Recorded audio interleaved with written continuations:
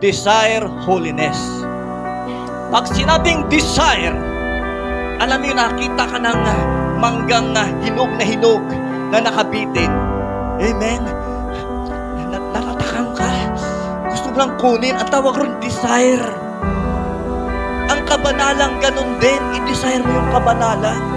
Kapatid, sa mundong ito, pag pinag-uusapan ang kabanalan, pagtatawanan ka.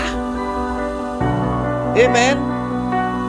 Pero pag ginawa mo ang kabanalan, maraming nagsasayang anghel doon sa taas. Amen? I-desire natin yung kabanalan dahil po ang ating pupuntahan ay banal na lungsod, banal na lugar. That's the heavenly kingdom. Kailan maging banal tayo. Amen? Remember, you belong to God's family. Amen? Sa verse 21, the whole building is joined together in Christ and He makes it grow and become a holy. Yung building, hindi po yan building. Ang building po ikaw. Tinalakay natin nakaraan na ang building ikaw, na dapat ikaw ay mag-grow at become holy.